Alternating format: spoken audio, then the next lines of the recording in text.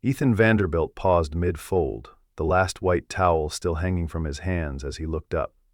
She stood at the center of the small treatment room, bathed in soft amber light. $1 million. One night. No intimacy, no touching. "Just stay so I can sleep," she said. Her voice steady but trembling at the edges. Her silk charcoal dress was immaculate, her posture perfect. Her eyes ice and fire. Didn't blink. Silence wrapped around them like a physical presence. Ethan replied slowly, each word slicing clean through the tension. "I'm sorry, I don't sell my presence. Not for any price." The woman didn't flinch. No anger, no embarrassment. Just a pause, like someone hearing a foreign language for the first time. He didn't know who she was. Didn't recognize Charlotte Whitney, CEO of Whitney Global Enterprises, a woman who closed billion-dollar deals without breaking stride, who once made a sitting senator resign with a 2-sentence email. She tilted her head, her voice casual as a cocktail stir. "Do you know who I am?" Ethan shrugged. "I assume a client." "You're not curious?" "Curiosity doesn't pay rent." She let out a breath that sounded almost like a laugh, not of humor but disbelief. "Ubi and Moldo is a lot of money for someone like you." Ethan nodded. "It is." He looked at her without resentment, without apology. "But I need my daughter to learn what kind of man her father is more than I need another zero in my bank account." The room thickened with a silence that wasn't empty but full. Full of things unsaid, full of weight. She scanned the room, plain beige walls, an old wooden cabinet, eucalyptus steam rising from a modest diffuser. Everything here was real, no luxury, no polish, no performance. "You think I made that offer because I'm desperate for a man?" she asked, a razor-thin smile playing at her lips. "No," Ethan replied, still folding the towel. "I think you're desperate for rest, and for someone you don't have to pretend in front of." For a moment, she said nothing. Then finally, "You're interesting." He walked over and opened the door, voice soft but firm. "I'm not taking your money, but if you really need a quiet night, the lounge out front's open till 11. Sofa's free." She stayed still, like a queen trying to decide whether to descend the throne. "No car?" he asked as she glanced down at her phone. "I'll stay," she nodded. He closed the door behind her like nothing had happened. 15 minutes later, Ethan emerged from the back office. She was still there, sitting with perfect posture, hands folded, eyes fixed on the empty parking lot beyond the glass window. No phone, no laptop, no makeup touch-ups, just stillness. As he passed, her voice stopped him. "What kind of woman do you think I am?" He turned toward her. "I don't think anything." He paused, then added, "It only takes 5 seconds to label someone, but it takes a lifetime to realize you were wrong." She let out a brittle chuckle. "I've spent 12 years convincing the world I'm not fragile, and I still can't sleep through a single night." Ethan didn't ask why, didn't press. "Then I understand why you'd offer $1 million for peace," he said simply. "You mocking me?" "No," he said. "I mean that." He paused at the reception counter, hands resting calmly. "Just some of the things we need most can't be bought." She turned her face toward him, eyes searching, and for the first time in years, Charlotte Whitney felt something inside her drop, not from fear or shame, but from recognition. This man wasn't afraid of her. Near midnight, Ethan came out for one last round of closing duties. She was still there, curled into the corner of the sofa, fast asleep. Her head tilted slightly, one arm wrapped loosely across her waist, the light from the street lamp painting soft shadows across her face. She looked less like a tycoon and more like a child, lost in a world far too loud. He fetched a thin blanket from the supply closet and gently draped it over her shoulders. As he pulled away, her eyes opened. "Do you think I'm a terrible person?" Her voice was so soft it barely reached him. He sat down across from her, not too close. "I think you're searching for something you lost. And sometimes when people don't know how to ask for help, they offer what they have. Money." She studied him for a long time. "If I had no money, would you have stayed?" "If you had no money," Ethan said, "maybe we would have talked as two people, not as a buyer and a price tag." Charlotte turned away, but something broke loose in her expression. Something tender, something unguarded. A smile barely there, but real. That night she slept soundly, not because of the sofa, not because of the spa's silence, but because for the first time in over a decade, someone had stayed and asked for nothing in return. The news hit Charlotte Whitney the way silence hits a crowded ballroom, sudden, jarring, and unforgettable. He said no. No one had said no to her in years, not bankers, not senators, not her own fiancé, until he betrayed her with a smile and an ironclad prenup she didn't see coming. But this man, a massage therapist in a faded gray polo, folding towels like life never owed him anything, he said no, just like that, without blinking, without flinching, and then he offered her a blanket. She hadn't stopped thinking about it since. The morning after that strange, quiet night at the spa, Charlotte sat in her penthouse suite, untouched croissant on her plate, coffee growing cold. A panoramic view of the city spread out in front of her, but all she saw was the look in Ethan's eyes. He wasn't impressed. He wasn't intimidated. He wasn't interested. What kind of man walks away from $1 million like it's a casual Tuesday? Whitney, Julia, her assistant, poked her head into the dining area. Your 10 o'clock with the Shanghai delegation is waiting in conference 2, Charlotte blinked. Tell Harrison to start without me. I'll join later. But they requested. I said later, Julia. As the door clicked shut, Charlotte opened her phone, typed in River Wellness Spa. Her finger hovered over the number, then stopped. No, that would be obvious. She needed a reason, a real one. 10 minutes later, she was in the back seat of her black Escalade, sunglasses on, voice clipped. Take me to River Wellness. No media, no security. I don't want anyone to know. The driver hesitated. Ma'am, are you sure that part of town isn't? I'm not asking for your opinion. Yes, ma'am. Ethan was folding fresh sheets when he heard the door chime. He didn't look up right away. He didn't need to. There was something about her presence. It was the kind that didn't ask permission to take up space. It simply was. Good afternoon, he said, calm and neutral, still not looking. Same service as last time. No, her voice was low, deliberate. Today I just want to talk. Now he looked up. She wore a soft cream blouse tucked into dark jeans, her hair down, this time less CEO, more human. But the steel in her eyes remained. I don't talk during sessions, he replied. I don't want a session. There was a pause, thick and still. Then Ethan motioned toward the small chairs near the window. He sat across from her, arms relaxed, eyes quiet. Charlotte folded her hands in her lap, like she was on trial. I don't do this, she began. Offer strangers money, talk to people I don't understand. She met his gaze. You didn't take the money. No. Why? I told you. No, you gave me a principle. I'm asking for the reason. Ethan leaned back slightly, studying her. Because I know what it feels like to be bought. And I made a vow after everything that I wouldn't let my daughter watch me become that version of myself again. Charlotte was quiet for a long moment. Then she said softly, My father used to say money isn't love, but it'll make people act like it is. That's not love, Ethan said. That's performance. She almost smiled. Almost. Maybe I've been performing so long I forgot who I was off stage. Ethan looked at her, not just at her face, but through her. There's still someone real in there, he said. She's just scared of being seen without the armor. Charlotte exhaled the kind of breath that's been waiting to escape for years. Do you think people like me deserve peace? Ethan didn't hesitate. I think everyone does. The question is, what are you willing to give up to find it? She nodded slowly, processing. You think I'm broken? No, he said.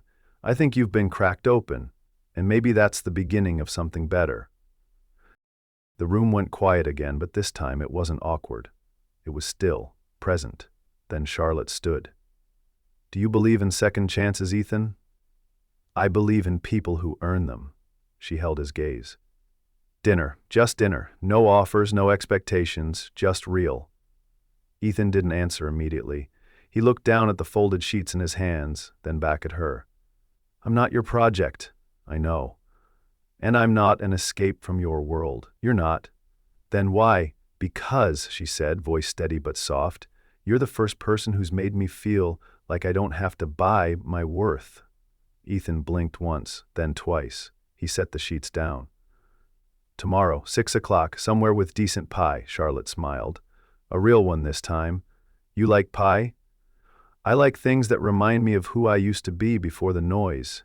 She turned to leave but paused at the door. Ethan. He looked up. Thank you for saying no. He tilted his head. Most people aren't grateful when I do. I'm not most people, he smirked. I'm starting to see that. The bell above the spa door chimed, delicate as wind chimes on a quiet porch. Ethan looked up from the front desk, expecting another early client. It wasn't. It was her again. Charlotte Whitney stood in the doorway like she owned the light around her. Hair in a loose twist, dark jeans, white button-down, sunglasses pushed up onto her head. This time, she wasn't alone. A small girl, maybe 6, peeked out from behind her, holding a plush toy in one arm and Charlotte's hand in the other. One hand touched her hand, and the other hand pointing in the direction of her legs. Ethan's brows lifted. His voice was calm but curious. You brought backup? Charlotte glanced down at the girl and gave a small smile. This is Sophia. She's not mine, she added quickly. My friend Vanessa had an emergency. I offered to watch her for the afternoon. Ethan chuckled softly. Vanessa trusts you with her kid? She trusts that I don't talk much and always have snacks. Sophia stepped forward, eyes wide and searching. She wore pink sneakers and a t-shirt with a hand-drawn rocket on it. She studied Ethan like he was both new and familiar. You're the man who didn't take the money, she said plainly. Ethan blinked. Excuse me? Charlotte froze. Sophia?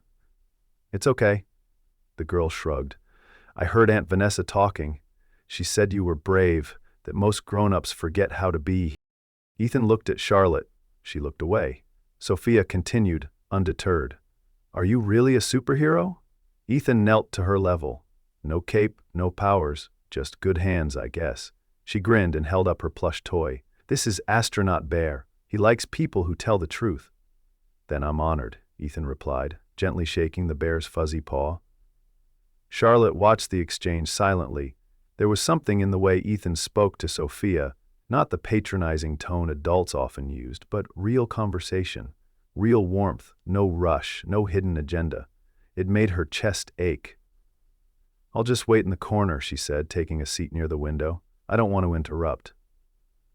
You're not, Ethan replied. In fact, you might like this. 10 minutes later, Sophia was sprawled on a yoga mat in the back room while Ethan demonstrated basic stretches. Charlotte sipped from a paper cup, watching them from a distance. She should have been checking emails, responding to board messages, scanning stock updates. But she didn't. Instead, she watched a man who had once turned down her fortune make a 6-year-old laugh with nothing more than a stretch and a silly sound effect. Hey, Ethan, Sophia asked mid-giggle. Why don't you work at a big company if you're so smart? Charlotte straightened slightly in her seat. Ethan paused, then smiled. Because I like seeing the sky when I leave work, and because sometimes peace is worth more than prestige. Sophia tilted her head. What's prestige?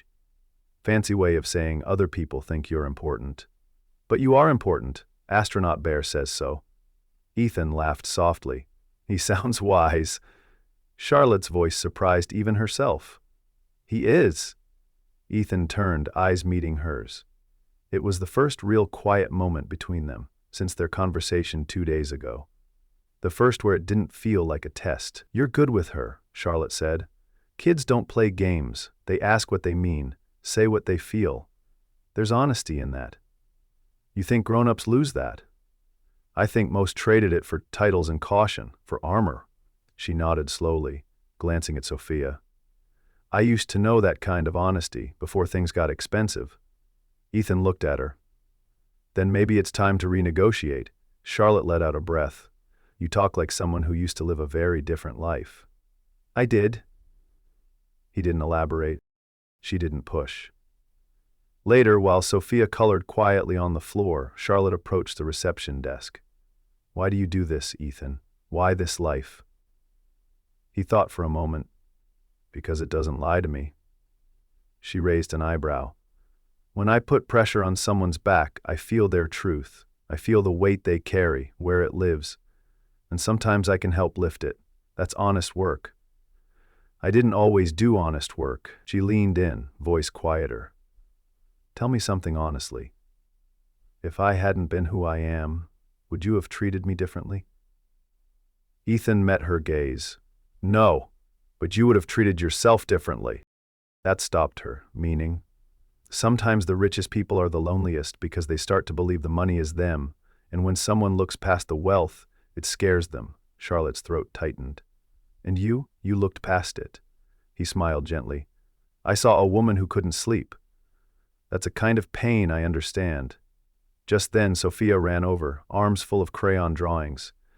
I made this for you, she said, handing Ethan a page filled with crooked hearts and stick figures. Ethan knelt, taking it like a prized gift. Thank you, Sophia. I'll hang it on the wall. Sophia turned to Charlotte. He's not a superhero, but he's what superheroes wish they could be. Charlotte blinked, caught off guard. Why do you say that? Because he helps people feel better without punching anything. Ethan laughed, and Charlotte found herself laughing too. Not because it was funny, but because it was pure, unfiltered, unbought. That night, Charlotte stood at her window, the skyline twinkling behind her, the silence not as heavy as usual. She thought about the man with the quiet hands, and the little girl who said things adults forgot how to mean. She thought about the feeling that had bloomed in her chest, foreign but warm, and for the first time in a very, very long time, she didn't feel tired. She felt awake.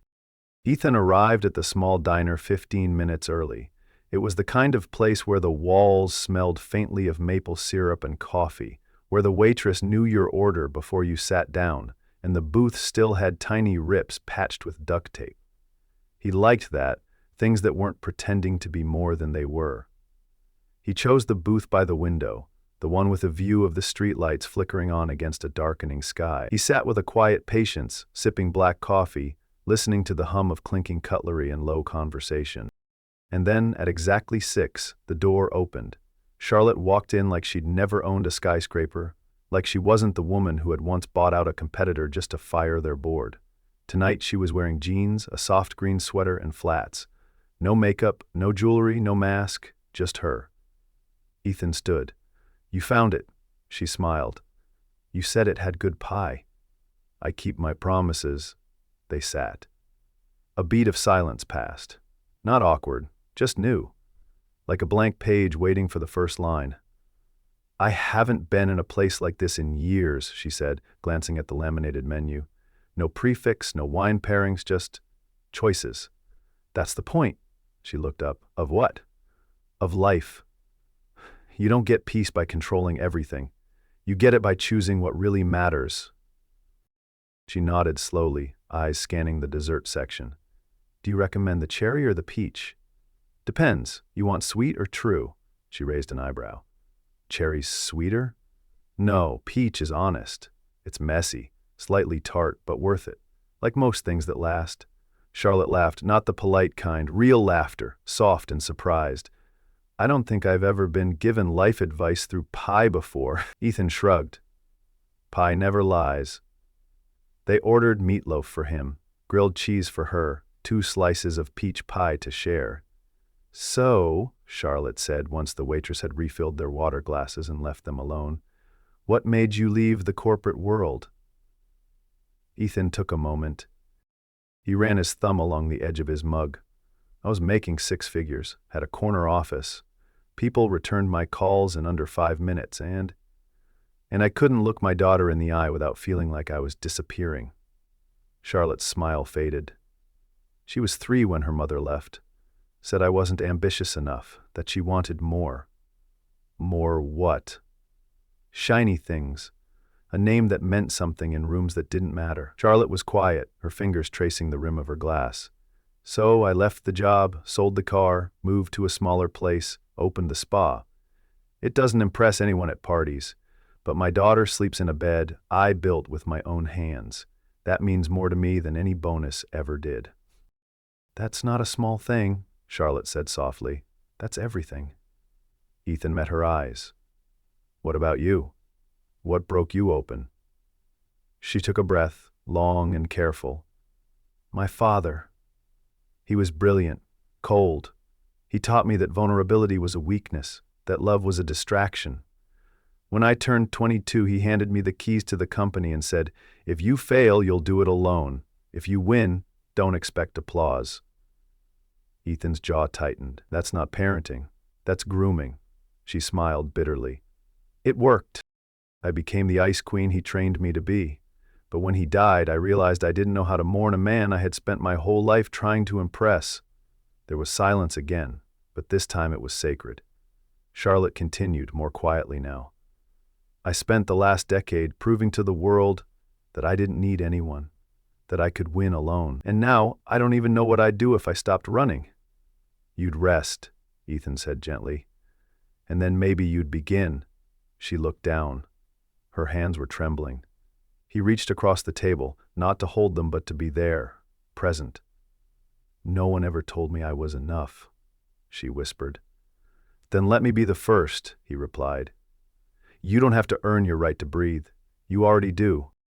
The pie arrived, sweet, tart, perfect. They shared it in silence, but not loneliness. After the plates were cleared, Charlotte leaned back, eyes soft. Why did you say yes to dinner? Ethan considered. Because you showed up that night asking for peace, not power, and I thought, maybe that version of you deserves a chance. Charlotte bit her lip. What if I mess it up? Then you try again. That's what real people do, she smiled. And the peach? He grinned. Still honest, still messy, still worth it. They walked out together, the bell over the door jingling behind them. The night air was crisp and Charlotte paused on the sidewalk, looking up at the stars just beginning to appear. I forgot the sky could be this quiet, she murmured. Ethan looked at her. Not the billionaire, not the CEO, not the woman with a guarded voice and a ledger full of wins, but the person underneath it all. It's been here the whole time, he said. You just had to stop running long enough to notice. And as they stood there side by side, beneath a sky that asked for nothing, Charlotte Whitney realized something she hadn't felt in years. She didn't want the night to end. The rain came soft and steady, painting the windows of Ethan's tiny home with streaks of silver light. Inside, the air was warm, scented with cinnamon and old wood, the kind of smell that reminded Charlotte of things she hadn't let herself miss. Slow mornings, childhood books, her mother's rare laughter before silence became their family's native tongue. She stood near the bookshelf, fingertips grazing the worn spines of novels and children's stories. You read all of these? She asked. Ethan poured 2 mugs of tea in the small kitchen. Not all. Some are for me, some are for Harper, some for the days that feel too quiet. Charlotte turned to him. I didn't picture you as a tea guy. I'm not, but sometimes whiskey doesn't heal the way people think it does. He handed her a mug. She accepted it like a truce. You really built this place? She asked, looking around the living room, humble, clean, lived in. A crocheted throw draped over the couch, a crayon drawing framed above the mantel, the fire crackling low. Ethan nodded. Took 3 years, some days with a hammer, some days with prayers. You pray? Not always with words. She sat on the edge of the sofa, tea warming her palms. It's quiet here. That's the point, Charlotte sipped, then asked, do you ever miss it, the money? He considered. I miss not having to think about groceries. I miss knowing I could fix anything with a wire transfer. But I don't miss what it cost me. Charlotte tilted her head. What did it cost? Ethan looked at her. Really looked. My reflection. She stilled. That's the line, isn't it? She said softly. The one no one warns you about. The moment when you stopped recognizing the person's success made you become. He didn't answer. He didn't have to. A soft knock echoed from down the hall. In a small voice. Dad? Ethan smiled. Come on out, baby. The door creaked open and Harper emerged in her pajamas, barefoot, curls tousled, rubbing one eye. I had a weird dream, she mumbled, clutching her bunny. Charlotte's expression softened instantly. What kind of dream? Harper blinked at her. You were there. Charlotte blinked. Me? Harper nodded solemnly. We were on a boat. You had a sword. You saved Dad from a big sea monster. Ethan chuckled. I always knew you had a hero in you. Charlotte smiled at Harper. That's a very brave dream. Harper padded over and climbed into her father's lap without hesitation. Ethan held her instinctively, like it was the most natural thing in the world. Are you staying here now? Harper asked Charlotte, her tone sleepy and innocent. The room held its breath. I'm just visiting, Charlotte said gently. But maybe I'll visit again, if that's okay with you. Harper nodded. Okay, but next time bring your sword. I'll remember that. Ethan kissed the top of his daughter's head. Want me to walk you back to bed? Harper shook her head, yawning. Just stay here for a minute. So he did. Charlotte watched them in silence, something shifting inside her, something she didn't have a name for, something neither power nor prestige had ever managed to give her. Peace. Not the kind bought in resorts or spas, but the kind built slowly through trust, through small hands holding yours, through moments that ask for nothing but presence. Later, after Harper had fallen asleep again, Ethan returned to the living room. Charlotte was staring into the fire, lost in thought. He sat beside her, close but not too close. She's amazing, Charlotte said. She's the reason I wake up, even when I don't want to. Charlotte turned to him, eyes glinting in the firelight. Do you think people like me can still be good parents? Ethan didn't flinch. I think being a good parent doesn't mean never failing. It means showing up again after you do. She swallowed hard. I had a miscarriage years ago. I never told anyone, not even the father. Ethan didn't speak. He let the silence do what silence does best, hold space for what words can't carry. I buried the idea of motherhood so deep I forgot where I put it. But then I saw you with her, and I wondered what kind of person I might have become if I'd known love like that. Ethan spoke quietly. You still can. She looked at him, almost afraid to believe it. You're saying I could start again. I'm saying the best stories don't begin until the second act. Charlotte blinked, and then a single tear slid down her cheek. She didn't wipe it away. Ethan reached over, not to fix it, not to save her, but simply to offer his hand, and she took it, not out of romance, but out of reverence. Because in that moment, Charlotte Whitney realized something profound. Not all miracles are loud. Some are quiet. Some arrive as little girls with dreams about sea monsters. Some take the shape of men who fold towels and heal people with silence. And some begin on nights when it rains, in homes built by hand, with fires that burn slow but sure. Outside, the storm kept falling, but inside, something else had begun to rise. When Charlotte returned to her penthouse, something felt wrong. Not in the usual boardroom crisis or press leak kind of way. No, this was quieter, more internal, like a pair of shoes she'd worn for years suddenly didn't fit anymore. This is pretty rough. She kicked off her heels and stood barefoot in the middle of her vast living room, floor-to-ceiling windows revealing the entire city beneath her. Skyscrapers blinked like stars, trying to be important, and for the first time she looked at all of it and thought, none of this feels like home. Her phone buzzed. Unknown number. He heard you've been slumming it in massage parlors, Charlotte. You always did have interesting taste. LJ, you are my brother after all, eh? He gestured. She stared at the message. No signature needed. Grayson, her ex-fiancé, the same man who had toasted her at charity galas and sold her out to investors behind closed doors. The man who had once whispered promises into her neck while hiding prenups in his desk drawer. The man who knew how to make one sentence feel like a trap. She ignored it. 3 days passed. Ethan didn't call. Neither did she. But the quiet between them didn't feel empty. It felt waiting.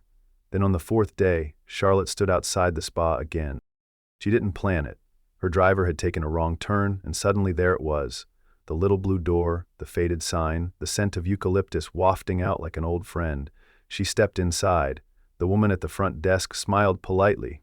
Can I help you? Tell Ethan I'm here. The woman blinked. He's with a client at the moment. I'll wait. 20 minutes later, Ethan appeared, towel around his shoulders, hands slightly damp. He froze when he saw her. "You came back," he said, voice unreadable. "I didn't realize you had security clearance on who's allowed through the door," she said, a little sharper than intended. Ethan studied her. "What's wrong?" She opened her mouth, closed it, then said simply, "I think I forgot who I am." He motioned toward the small consultation room. "Come sit." They walked in. No candles, no spa music, just 2 chairs, a desk, and the weight of unsaid things. She said, "I got a text from Grayson." Ethan didn't react. "He knows about you, or at least that I've been coming here." Still silence. "He's planning something. I can feel it." "And what do you want me to do about it?" Ethan asked, gently but directly. Charlotte blinked. "I don't know. God, I don't even know why I came here." "Yes, you do." She stared at him. "You came here because for once someone saw you without the headlines, without the armor, and you didn't want to lose that." Her voice dropped. "But I don't know how to keep it." Ethan leaned forward. "Start by telling the truth." She hesitated. Then she exhaled, slow, fragile. "I built this life from ashes. I watched men who called themselves mentors try to sabotage me. I dated men who loved my name more than my soul. I walked into rooms where no one expected me to speak. So, I learned to speak louder than anyone else. I became unbreakable." She paused, looked up at him. "And then you looked at me like I didn't have to be." Ethan didn't blink. "You don't. But what if I forget again?" she whispered. "What if one day I wake up and the version of me you're starting to care about is gone?" "Then I'll remind you," he said, "as many times as it takes." The words settled between them like a promise wrapped in stillness. Then suddenly her phone buzzed again. Another message, this time with a photo. Charlotte's breath caught. It was her standing outside Ethan's spa, and the caption, "What would your board say if they knew the queen of acquisitions is being massaged by the help?" Her stomach twisted. Ethan saw her face pale. "What is it?" She showed him. He read it once, then again. Finally, he said, "Do you want to leave before this gets ugly?" She didn't answer. Instead, she stood, paced the small room like a lioness in silk, then turned sharply. "No," she said. "No, I'm not running." Ethan raised an eyebrow. "That's not the Charlotte I met." "No, it's not. It's the one I used to be. But this time, I'm staying, and not for some media stunt.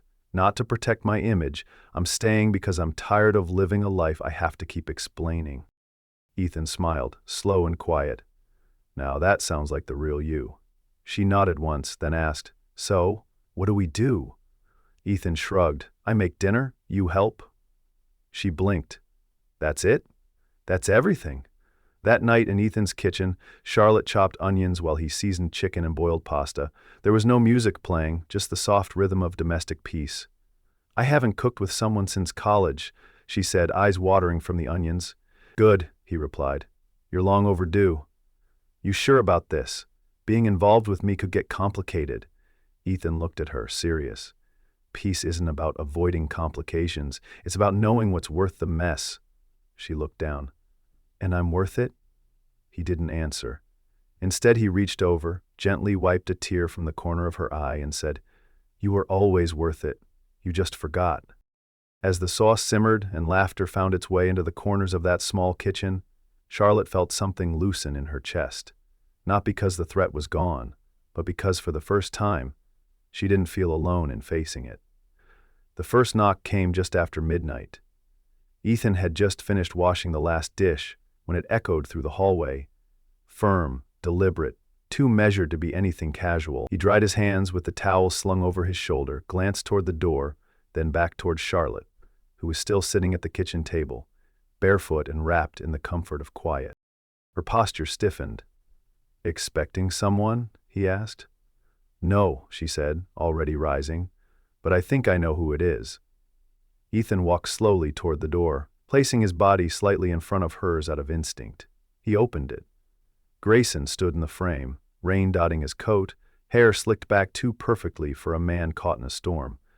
He smiled, but it was the kind of smile that made Ethan's gut tighten. "Well," Grayson said, "so this is where the Queen has been hiding." Charlotte stepped forward. Her voice was calm, clipped, like a scalpel. "What are you doing here?" "I came to talk," Grayson said, eyes flicking toward Ethan. "But I see you're busy." Ethan didn't flinch. "You're on private property." Grayson smiled again. "Relax, Batman. I'm not here to fight, just here to deliver a little reality check." Charlotte folded her arms. "Then deliver it and go." Grayson stepped in, ignoring Ethan's subtle move to block him. He walked slowly around the living room like a guest browsing a gallery. "You know, Charlotte," he said, voice smooth as expensive whiskey, "I've always admired your strategic mind, so I'm trying to understand what possible advantage you could gain from—" He gestured vaguely at the modest surroundings. "All this." He pulled an envelope from his coat pocket. "I sent these to your board members yesterday. You and your massage therapist, entering this place, leaving late at night. Your behavior has raised questions about your judgment, your focus." Charlotte didn't blink. "And?" Grayson's smile tightened. "And they're calling an emergency meeting tomorrow. Your position as CEO is in jeopardy." Ethan stepped forward. "I think you should leave now." Grayson ignored him, eyes fixed on Charlotte. "I can make this go away. Come back to the real world, Charlotte. This little experiment in normalcy is touching, but we both know where you belong." Charlotte glanced around at Harper's drawings on the walls, at the handmade furniture, at Ethan standing firm beside her. She looked back at Grayson, seeing him clearly, perhaps for the first time. "You're right about one thing," she said quietly. "I do know where I belong, and it's not in a world where men like you use threats to control women like me." She took the envelope from his hands and opened it, examining the photos inside. "Send these to whoever you want. I'm not ashamed of finding something real." Grayson's facade cracked. "They'll destroy you. Everything you've built." Charlotte smiled, genuine in reaching her eyes. "They'll destroy who they thought I was. And maybe it's time for that woman to step aside." The next morning, Charlotte entered the boardroom in her usual impeccable suit, but something about her was different. The coldness was gone from her eyes, replaced by a clarity that made several board members shift uncomfortably. "I understand there are concerns about my personal life," she began, voice steady. "So let me address them directly. Yes, I've been spending time with Ethan Vanderbilt. No, he is not using me for money or influence. In fact, he turned down $1 million from me the night we met." A murmur rippled through the room. "I've spent a decade making this company exceptionally profitable while sacrificing my own well-being. I've missed funerals to close deals. I've worked through pneumonia to meet deadlines. I've been the ice queen you all wanted." He paused, looking each member in the eye. "But that ends today. I can lead this company without being broken by it. If that's not acceptable to you, I understand. But I won't apologize for finding something worth more than quarterly projections." To her surprise, Eleanor Richards, the oldest board member, spoke first. "Well, it's about damn time." The tension in the room dissolved as Eleanor continued. "I've watched you work yourself to the bone for years, Charlotte. We all have. And speaking for myself, I'd rather have a CEO who remembers how to be human than one who burns out spectacularly." One by one, other members voiced similar sentiments, even as Grayson seethed silently in the corner. By meeting's end, Charlotte remained CEO, but with a mandate to create better work-life balance policies for all employees. As she left the boardroom, Grayson attempted one final jab. "This won't last, Charlotte. People like us don't get fairy tales." She turned to him with genuine pity. "That's because people like you stop believing in them. I'm choosing a different path." Over the following months, Charlotte's life transformed in ways both public and private. She declined a prestigious industry award, sending Eleanor in her place while she attended Harper's school play. She established a foundation to support women leaving high-stress corporate positions to find more balanced lives. At Whitney Global, she implemented mandatory vacation time, family leave policies, and wellness programs that became models for the industry. Revenue didn't suffer. In fact, productivity increased as employee satisfaction soared. The business press called it the Whitney Revolution, but Charlotte simply called it common sense. One evening, as summer faded to autumn, Charlotte sat on the porch swing of Ethan's home, now their home, watching Harper draw pictures on the wooden steps. "I made this for you," Harper announced, proudly presenting a crayon masterpiece of 3 stick figures holding hands. "That's me, that's Dad, and that's you in the middle because you're what keeps us together." Charlotte's eyes filled with tears as she accepted the drawing, holding it like the treasure it was. Later, after Harper had gone to bed, Ethan joined her on the swing, his arm around her shoulders, as they watched fireflies dance in the gathering dusk. "I never thought I could have this," Charlotte whispered. "A family, peace, purpose beyond profit." Ethan's response was to reach into his pocket, producing not a velvet box but a simple wooden ring he had carved himself. "I'm not asking you to give up your world," he said softly. "I'm asking if you'll share mine." Their wedding was held in the backyard the following spring, with Harper as flower girl and only their closest friends in attendance. Charlotte wore a simple white dress, no designer label, no spectacular train. Ethan waited beneath an arch he had built with his own hands, tears unashamedly tracking down his face as she walked toward him. In her vows, Charlotte spoke of finding herself by losing the woman she thought she had to be. In his, Ethan thanked her for teaching him that second chances come in unexpected forms. When reporters inevitably asked about her dramatic life change, Charlotte's answer was simple. "My proudest legacy isn't the company I built, but knowing when to step away from power to find fulfillment." Some people spend their whole lives chasing success, only to discover that connection was the prize all along. As the seasons changed and years passed, the story of the single dad and the billionaire woman became something of a modern fairy tale. Not because it ended with a wedding or because all challenges magically disappeared, but because it reminded people that beneath titles and bank accounts and carefully constructed personas, we are all searching for the same thing: to be seen, to be known, to be loved. Not for what we can provide, but for who we truly are. In their quiet home, filled with books and Harper's growing collection of art, Charlotte and Ethan created something money couldn't buy and power couldn't command. A life of authentic presence, where $1 million offer became insignificant compared to the wealth of genuine connection.